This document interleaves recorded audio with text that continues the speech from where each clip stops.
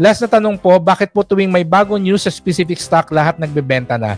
Paano ka po makakasali sa buy the rumor, sell the news strategy? Yung buy the rumor, kailangan active ka sa mga online forums. Kasi doon mo lang makukuha yung rumor eh.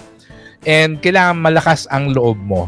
Tapos you also follow yung mga, I would say, stock enthusiasts. I don't want to say na expert eh. Mga stock professionals, stock traders na malakas magbigay ng opinion online. Yeah, marami yan eh. Yung mga nagbibigay ng tip, nagbibigay ng opinion online.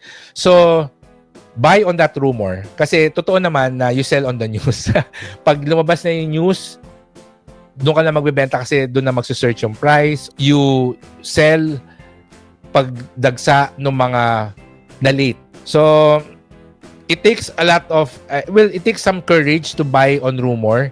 And it also requires a keen observation on kung meron bang weight yung rumor na sinasabi. Minsan may mga nagpapa-blind item pa nga eh. So, nakakainis. Sabi ko, showbiz may blind item. Sino tong CEO na balak ibenta yung kanyang mga shares sa isang company at para bilhin itong isang company? Ano to?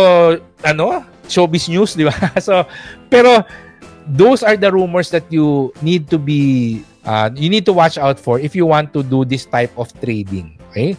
Personally ako, it's entertainment for me. Kasi, again, I don't trade the stock. I don't trade stocks. I'm in it for long-term investment. But it's helpful for me to be aware, ano ba yung pinag-uusapan nitong mga taong to. Of course, bawal ang insider trading. That's actually punishable by law. So, please avoid doing that. Kasi, pwede ka makulong. So, yun lang yung ating tip sa'yo, Kimbert, at maraming salamat dito. And